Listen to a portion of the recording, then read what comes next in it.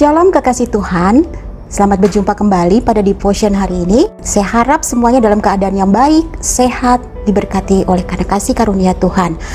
Baik, pada hari ini saya akan membacakan firman Tuhan. Kita akan merenungkan bersama-sama di Amsal 18 ayat 14 yang berbunyi, orang yang bersemangat dapat menanggung penderitaannya, tetapi siapa yang akan memulihkan semangat yang patah?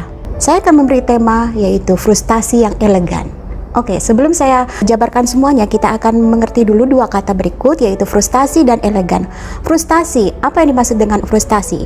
Frustasi adalah perasaan kecewa akibat terhalang dalam pencapaian tujuan.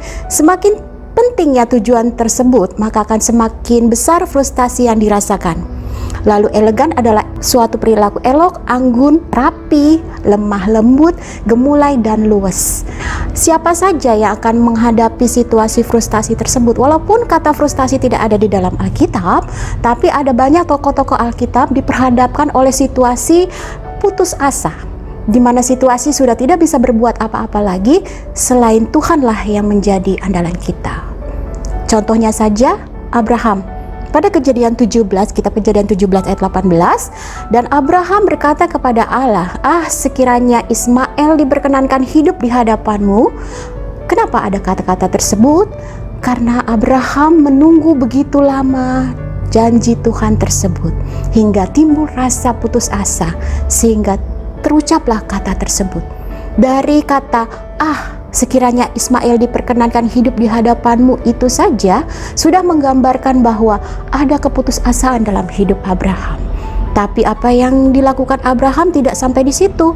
Ia kembali datang kepada Tuhan dan ia percaya akan janji Tuhan. Dan benar semua janjinya tergenapi, di mana Ishak menjadi anak perjanjian yang dilahirkan oleh Sarah, istri dari Abraham. Kemudian contoh berikutnya dalam Alkitab adalah Elia. Dalam 1 Raja-Raja 19 ayat 4, tak kala Elia mengalami kekecewaan, ia mengeluh kepada Tuhan. Cukuplah itu. Sekarang ya Tuhan, ambillah nyawaku sebab aku tidak lebih baik dari nenek moyangku. Nah, saudara yang terkasih di dalam Tuhan, jadi siapapun bisa menghadapi situasi frustasi atau putus asa. Nah, kalau situasi tersebut, frustasi tersebut ditanam dan dibiarkan begitu saja, dan atau kita mencari sesuatu yang tidak pada alamat yang tepat, yaitu sumber dari kehidupan, yaitu Allah sendiri atau Tuhan kita sendiri, maka kita akan diperhadapkan situasi depresi. Nah, kalau sudah sampai depresi, maka kita membutuhkan tenaga medis dalam ilmu kejiwaan. Kenapa? Karena kita merasa bahwa hidup ini tidak ada lain yaitu hanya mati. Tujuan akhirnya sebenarnya bukan itu. Allah mempunyai tujuan tertentu. Lalu bagaimana kita keluar dari situasi frustasi tersebut? Ya, kita harus melakukannya dengan tenang. Kita harus datang kepada Tuhan. Kita harus luwes. Kita harus bisa menyesuaikan diri oleh situasi yang baru atau masalah yang kita hadapi itu membuat kita introspeksi diri. Yang pertama kita lakukan adalah kita sharing. Bagaimana kita boleh sharing dengan teman kita yang bisa kita percaya ataupun terlebih kepada Tuhan. Jauh lebih baik kita datang kepada Tuhan. Karena dalam Yesaya 40 ayat 29 dan 31 berbunyi, Dia memberi kekuatan kepada yang lelah dan menambah semangat kepada yang tiada berdaya.